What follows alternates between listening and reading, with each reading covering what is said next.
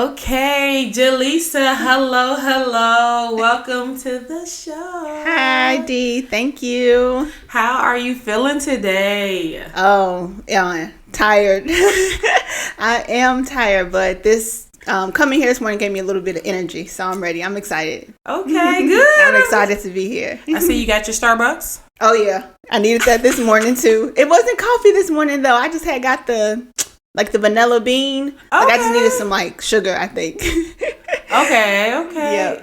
I need my coffee. I have it right here. As you see, I am not me without my coffee, honey. So, yes. So, what do you normally do on the weekends?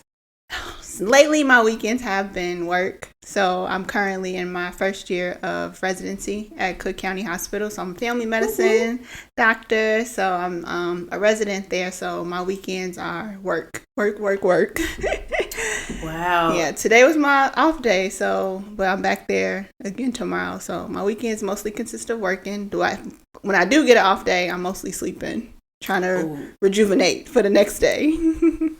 So you said you sleep.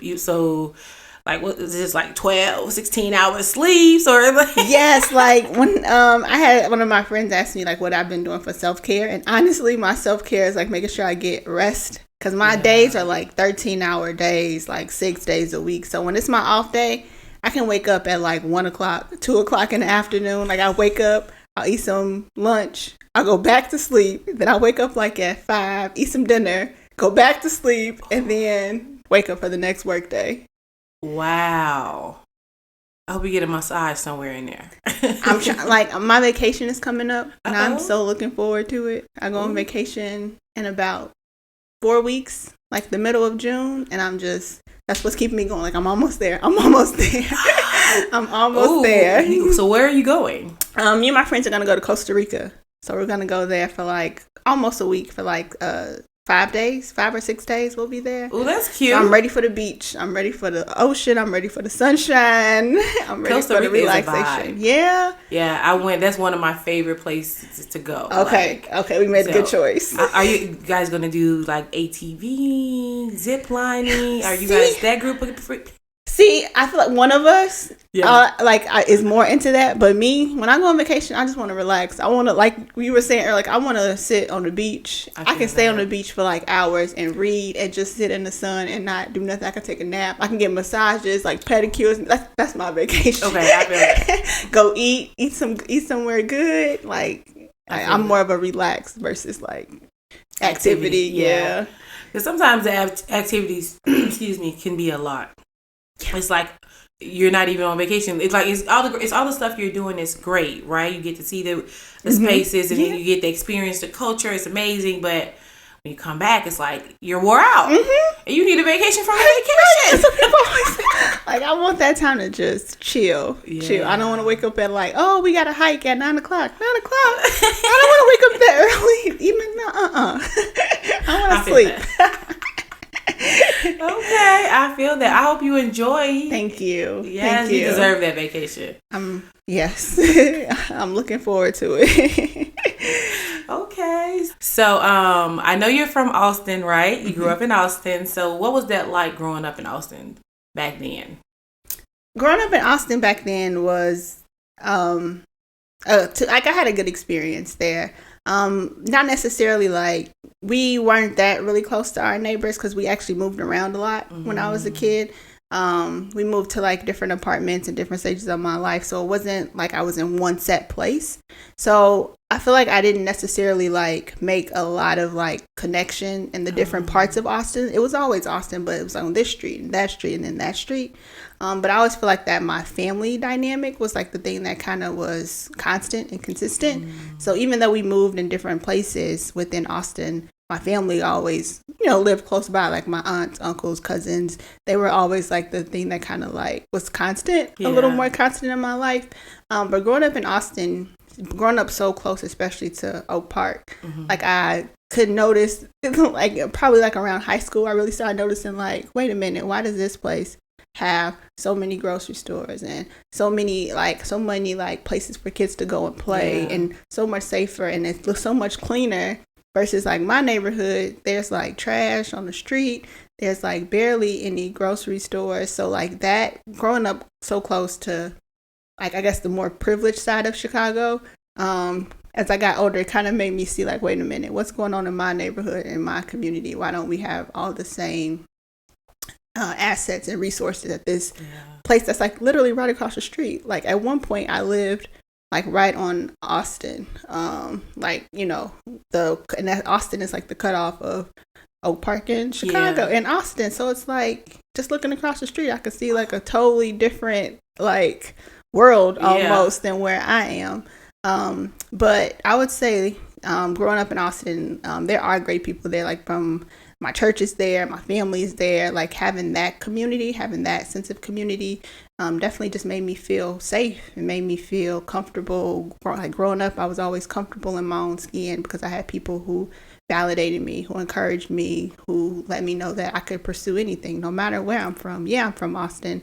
There's not a lot of resources that we have here, but that doesn't mean that you can't go out into the world, get an education, get something, acquire some resources, some knowledge, and something that you can bring back to your community. Like that was something that definitely my family like instilled in me, is like giving back, because my parents always like taught me that we're blessed only to be a blessing. Like God blesses you with things, and what are you going to do with that blessing? To share it. Like that's the purpose of, that's why we have gifts and talent, in order to share, in order to serve. And so that was something that was kind of instilled in me as a child. I like that. We're blessed only to be a blessing. I really like that. Okay. You were a tomboy growing up. Yes. Okay. Yes. I was such a tomboy growing up. So I have an older brother and an older sister.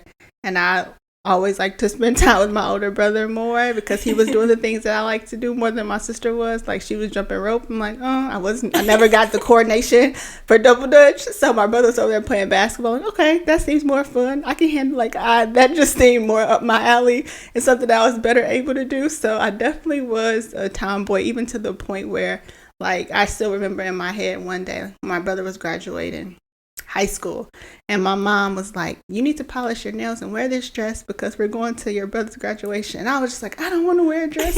I don't want to wear nail polish. But like today, I get my nails done every 2 weeks. So like it was a transition from being so like not really into like the girly girl stuff to now I feel like I still have a little tomboy in me, but it's balanced. So what made that transition for you from going from being a tomboy to being a girly girl? That was in high school when I started to notice boys. Like, oh, he cute. Okay, I like him. Okay, so it was definitely like, okay, let me try to like wear skirts, wear dresses, like just be more like embrace my femininity a little more.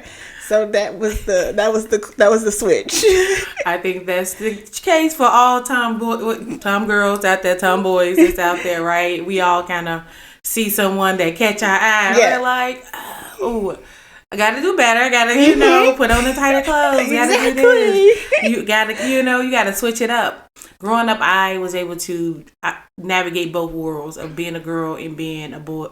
Right? I was the person climbing the trees. I was the person jumping on the back of the cars with my brothers. I'm the only girl, and my cousins and my brothers and I, we grew up kind of like sibby cousins. So it was basically me and my other cousin that's a girl, and then it was 8 boys essentially, and we were all out there living our lives, child. Having fun. Yes, but I still got to jump rope. I still got to learn how to do that. You gotta teach me. Yes, I did. I'm definitely down. You gotta teach me. It was so much fun, kind of being in the middle of the work, and then they kind of, you start off there and they learn. So that was cool, and then to go and play basketball and fall and scrape up I got scars to this day that did not go away. I'm like, man, I should listen to my mama. She's like, you gonna mess your knees up, your elbows don't look like this. I'm like, it'll be okay. Like, it's okay, but it's not okay.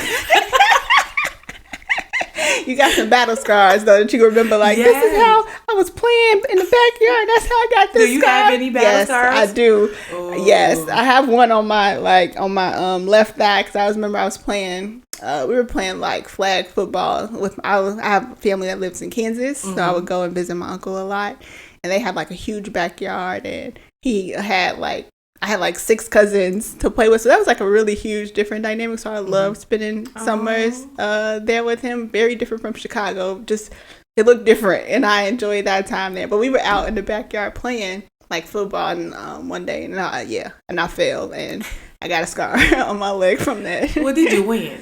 Did we win? Oh, that's a good question. I can't even remember now. I guess was it worth it? Was it worth it? It's kind of small though, so I was maybe like in, I don't know, maybe like 12 at that age. So I guess as I grew older and taller, it kind of just stretched out. So it's not that like noticeable, but I can see it. I know it's there. She's like, I know. Right, I remember. So speaking of experiences, so as you know, CLF is all about lived experiences. So how has your lived experience shaped who you are today? Definitely growing up in Austin has shaped where I want to, like I was saying, like how we have these gifts and these talents and these resources that has like definitely shaped the kind of medicine that I want to practice and the place I want to practice medicine. Yeah. So graduating medical school, you have to complete a residency. And I had the opportunity to go to, more, I guess, well-known like universities that are like have hospitals downtown or have hospitals in these different suburbs. But when it came to choosing like where I wanted to do my residency, I literally chose Cook County because like this has the population of the people I want to serve. Like in my mind, like becoming a doctor was always about how can I help my people? How can I be a bridge to them in better health or like better resources to obtain better health? So growing up in my area and seeing the need for my people to be seen and to be taken care of, and the need that they even have to have a doctor who they can trust, who can speak to them in a way that comes from a place like I understand where you're coming from. Yeah. I grew up where you grew up. I lived where you I live where you live, so I understand the challenges that you face. So I feel like that experience has definitely just shaped where I want to practice and the kind of medicine I want to do. That's another reason I chose family medicine, because I can take care of everybody. Like I don't have to be limited to just adults or just children. I can take care of moms, babies, kids, adults. So that was something that also shaped my career focus. Okay. I love that. She said, I want to help everybody. Everybody. Do not put me in a box. Who would you say is your most influential person, or is the most influential person to you? Man, that's a tough question, because I feel like I have I'm still at the point of like where I like integrate myself, because like I feel like there's so many different parts of like what makes up Jaleesa. Like I have people who encourage me and inspire me, like inspire my faith. Yeah. Like of course my spiritual leaders at my church, Apostle and Pastor Crystal, like of course they lay the foundation of encouraging me in the Word of God and to study and to focus on God's Word and His presence in my life and how He makes provision for me. And then I have like my I guess medical career and medical aspirations, and someone who encourages me in that aspect is Dr. Fred Richardson. He's a family medicine doctor who has his own clinic and has had his own clinic for many years, and he has done things from like home visits for the elderly, for seniors. He has dedicated so much time to educating the next generation of Black doctors, like out of his own time, like volunteering to teach us how to become better doctors and how to think through the kind of like how to think through medicine and how to practice the art of medicine, because medicine is an art. It's just not algorithms and knowing the book knowledge. You have to understand how can I take what I've learned from this class and actually help somebody get better and actually know what's going on with someone. So Dr. Richardson definitely has helped me in my like medical career. So I feel like there's like so many different like parts of me. And then of course like my family has been just, I grew up in a family with so many strong Black women, and just seeing them do it all from taking care of their kids to, raising families and holding it down. Like that just lets me know that I come from like good stuff, like people who can handle a lot of stuff and still manage to thrive and still manage to do things that fulfill them. So I feel like I have just I've been blessed to have so many different people in my life who speak to so many the different, I guess, aspects of my life, and me putting it all together.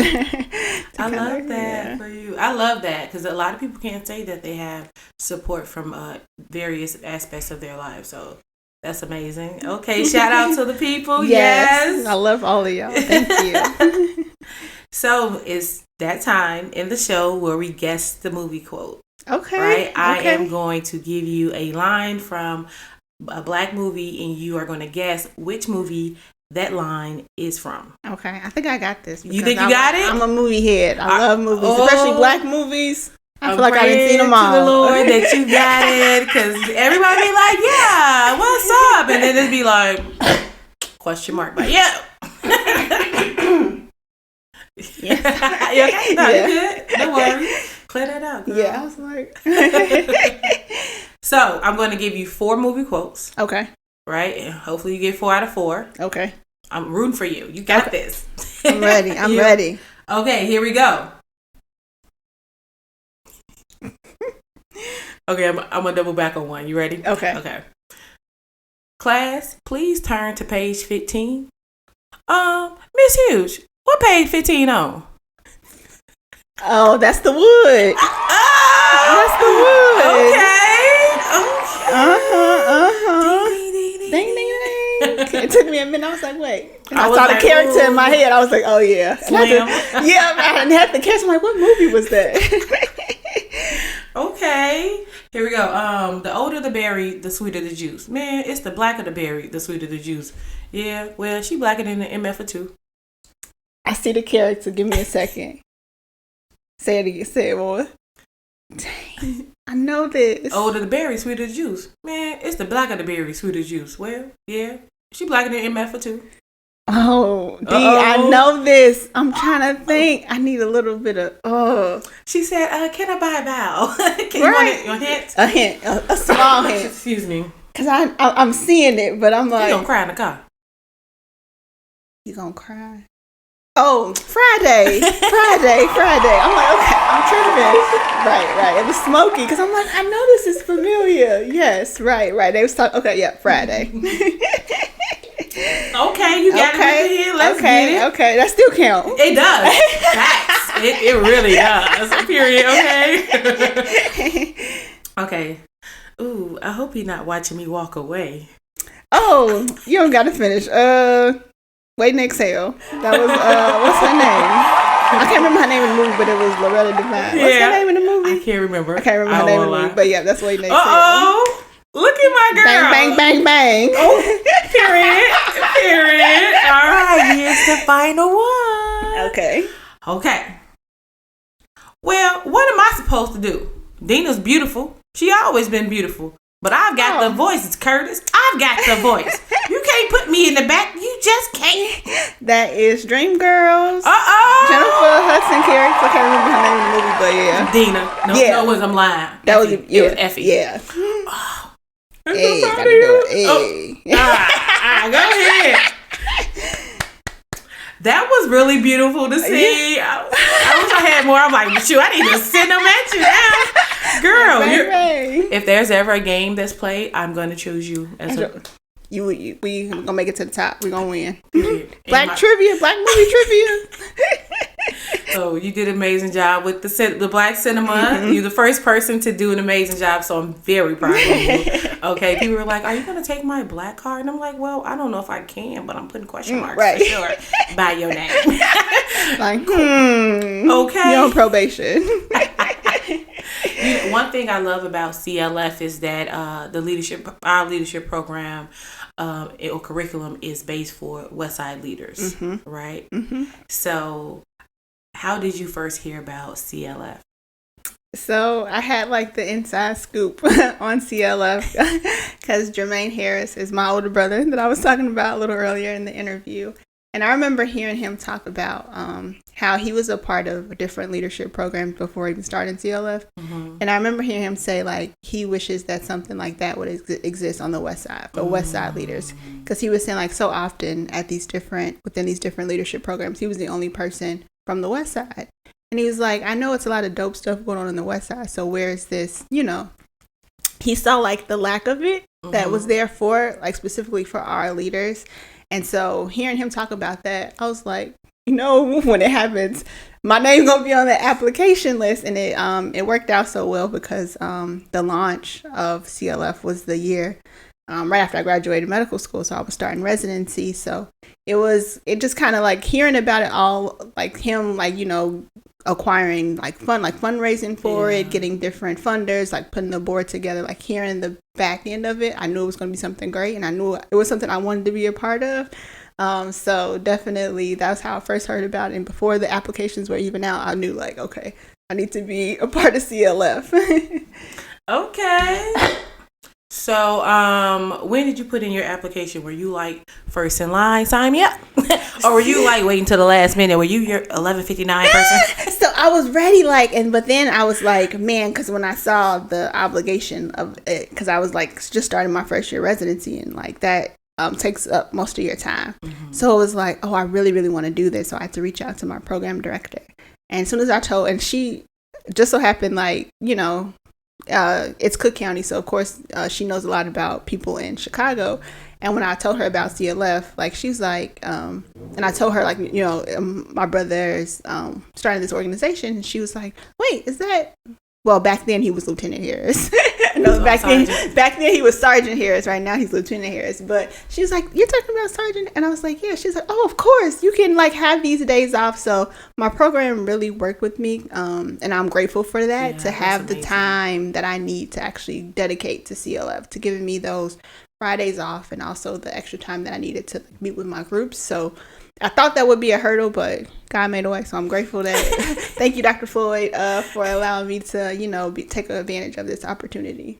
Yes, thank you, because we would have missed you. I wouldn't have gotten to know you, and that would have been such a bummer. Yes. So thank you for allowing her. Yes. Shout out to them. I love that. So how has it been so far as a fellow for you? So you got to watch it from the beginning to being now you're a part of it. So how has that been for you? I'm telling you, like, it even exceeded what I thought it would be. Like the other fellows that we have here, like everyone is doing such amazing things. Like I've always known that the West Side is rich in people, and actually getting a chance to like share space with those people has just been something that has like just changed my own view of what we can do for our community. Like, I feel like us as a group, we can do anything. Like, everybody has such passion. Everybody has such drive. Everybody has such determination. And nobody is, all of them are, like, hands in the work. Like, you know how you meet people, they're just all talk. Like, CLF fellows are boots on the ground, hands in the work. So, just being in a space with them, they encourage me to, you know, okay, how am I going to build up the West? Like, what's going to be my contribution? So just seeing the people that were chosen to be a part of the first cohort and to be able to be a part of that is something that I'm going to take with me for the rest of my life. And I know I'm going to keep the connections that I made with all the fellows, because I'm just amazed, because I know they're going to go so far and do so much for our community. Okay.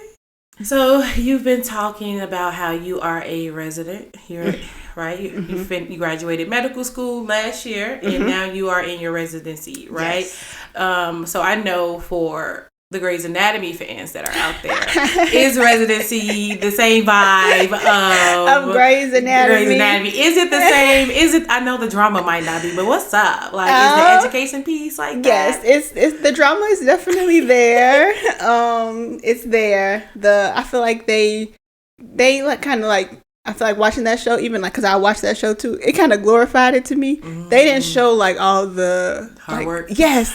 And like the tedious stuff that you have to do. They didn't show like the hours that you have to be there. That half the time you don't even come to work looking as put together as all of them did every day. It's like, oh man, like I'm showing up. I'm tired. I'm drained. But I feel like it's not as exciting. I don't think nobody would want to watch like us, because half the time we like go see a patient and we're like typing notes for like hours on hours. So it would be a bad reality show for sure. No one would want to watch us all day. Well, they were talking about the charting. Like the charting was kind of crazy how hard that was. So I guess it was like little hints that were dropped on like the severity of it. Yes. And I feel like maybe because they were surgical residents, it may be a little different because we're like medicine, so less like we're not spending like hours in the OR. We're spending hours like trying to make sure all the other different consult services sees our patients and do the things that they need for our patients. So it's different. It's different from their experience. Okay, so tell me a little bit about that journey in becoming Dr. Jaleesa Harris. Girl, you're so fancy. Wow, that journey, whew, man, it's exactly what you said. It was definitely a journey. Like having the dream of it, and like growing up always being told that I could do it, like having the support of like, my family and other people in my circle to say like, oh yeah, you want to be a doctor, you can do that. Like, and then having that fact that you can do it. So I went all the way up to high school. It was in high school that the first person told me, you actually, I don't think you can. So it was like one of, not a counselor, it was like a teacher there at my high school. And I had got like, and this was like, I went to Whitney M, shout out to all the Dolphins. So we know that's like a school that's like, it's pretty competitive, and like, it's not like, it's a magnet school. So it's taking like the best of the best from different communities in different areas. And so I remember I had got like a C in physics. And it was like, you want to be a doctor? You got to see. So, like, I feel like when I was at that age, like in high school was the first time I actually ever even doubted that, man, is this possible? But even then, like, I remember that day and I told my mom and she was like, you going to be a doctor. Like, that's what you wanted to be since you was a kid. That's what you're going to be. And so I continued to believe, but then college, another person, of course, another counselor, like, your grades aren't that great. I don't know if you're going to actually get into medical school. That's me. And it's just like, oh, and then that was like another, like, oh, but it was always something in me that's like, this is what God told you to do. Like, I can't see myself doing something else. Having, like, graduating college, not getting in the first time I applied to medical school was definitely another time. It's like, oh, man, like, is this really going to happen for me? And then it took me a total of like 4 years after graduating college before I got into medical school. But it was always something that I felt like I couldn't see myself doing something else. So it was a dream that I couldn't give up on. And I'm grateful that I had the support of my loved ones because they never told me to quit. They never told me to give up. They told me to keep trying, keep going, keep applying. They didn't put pressure on me to like choose a different career or choose something else or give up on my dream. So that's something that definitely helped me to continue to pursue it. And then I just remember like on my graduation day from medical school having, my family there. And that was just a moment that I'll remember always. I remember as soon as I after I graduated, you come back out. And then my mom, I saw my mom there. Like I just went into her arms and just was crying. I was just like, thank you for always believing in me. Thank you for never telling me to quit. And she was just like, I always told you it was in God's timing. His timing is perfect. Like when it was supposed to happen, it was going to happen. When he was going to open the door, when you needed the door to be open. So that was definitely just a moment that, again, something that's going to always stick with me. So I just use this time to even encourage people, like if you got a dream and God put something in your heart, no matter how many people tell you no matter how many doors you seem like gets closed in your face, to keep pushing, keep trying, keep believing, because the door is going to be open. If it's what you were created to do, and if it's what you were supposed to do, you're going to do it. So even like right now, residency is hard. It is hard. But I always remember like, man, this is something that I've always prayed for. This is something I've been created to do. So I feel like that even like gives me a little more strength to continue to press, like even because when you get the blessing, it's still tough. So but I feel like my muscle was built through the struggle of even getting here, that there's no way I can not finish. I love that. I love your journey because it's not like you got straight to success. Like I was a hardworking student, you were a hardworking student, but you had your moments where you struggled a little bit, like most people do. I think it's very encouraging to hear your journey, because most people think that to be successful, you have to be this person, you got to get there, and it's going to happen for you like this. But to your determination, right, to not be your persistence, this is my purpose. I'm not going to give up, even in the face of all the different hurdles that came in your way. That like you still push through. Your family was there to support you. I love that because it allows other people too to say like, wow, okay, my journey looks similar to that. Mm-hmm. I can still push for it. Absolutely. Like, okay, she didn't get it immediately, so I'm not supposed to get it immediately too. Maybe I need to wait a little bit and keep pushing. I love that. Yeah. That's so encouraging. Yes, and that way definitely does build it just builds you in a way that makes you unbreakable almost, because it's like You get built up so much so that you are going to face more challenges, but you have faced them before, you've overcome them before, so you have a place of reference to look back on and say, okay, I overcame that, so I can overcome this too. You must use that doing this residency, yes, because you say how you work 6 days a week, 13-hour shifts, you're exhausted. Yes. So, man. Oh, yes. So, what is a typical day like for you? Okay, typical day. So currently I'm on newborn. So as family medicine resident, because we take care of everybody, our rotations go through like almost every specialty. So I've done OB, labor and delivery, because we, as a family medicine doctor, we can deliver babies and take care of moms. So you deliver babies? Don't just rush over that. Yes. So I did, I think that was like November or October. I was on L&D. And then we spend time in the ICU. So we kind of just go everywhere within the hospital. So right now I'm currently on newborn. So now I take care of all the babies that are just born. So I kind of go and like do the initial examination, try to make it as quick as possible because we always want mom to spend like that golden hour for like skin to skin with the baby. So just taking care of them, seeing them every day while they're in the hospital. We do morning rounds. Make sure that they are growing appropriately and doing all the things a newborn needs to do. A lot of it is like encouraging moms to that, no, you're doing a good job, because they like, especially for first time moms, they're like, oh, am I breastfeeding right? Oh, the baby looks like he's like cross-eyed. Like, it's so much of it is just like kind of navigating them, letting them know like, no, he's okay. Like, no, you're doing a good job.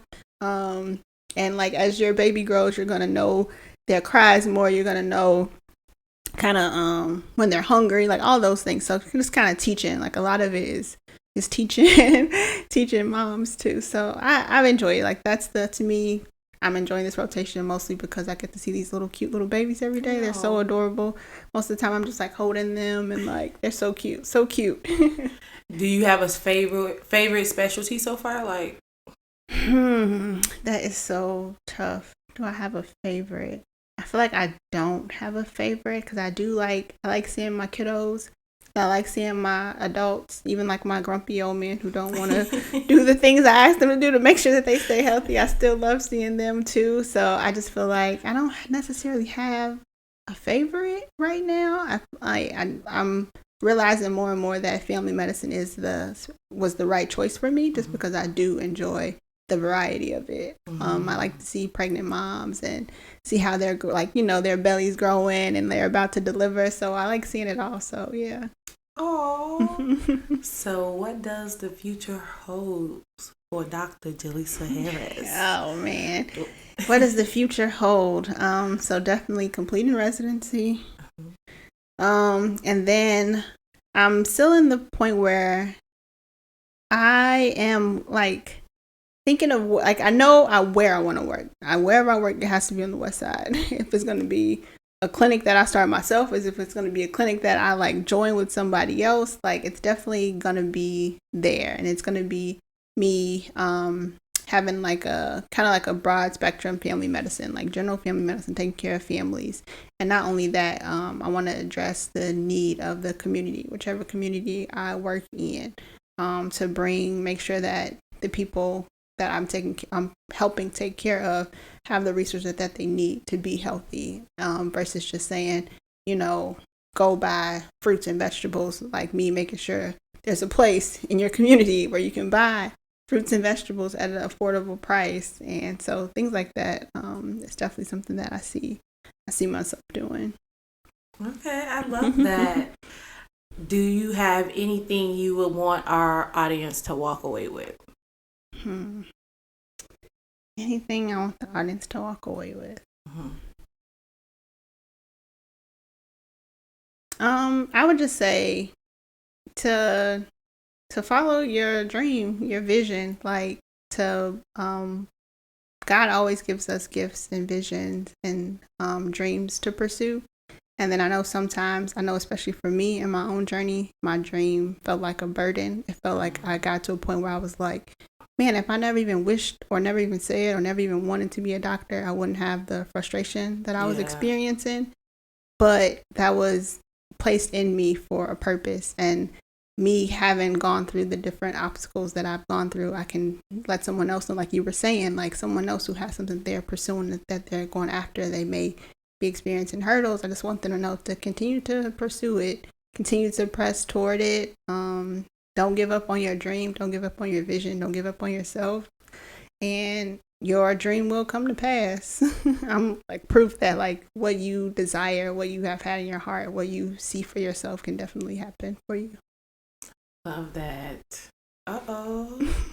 They say on the other side of, well, when you're about to reach the other side, that's when you get the most challenges, the most pushbacks, and that's when most people tend to give up.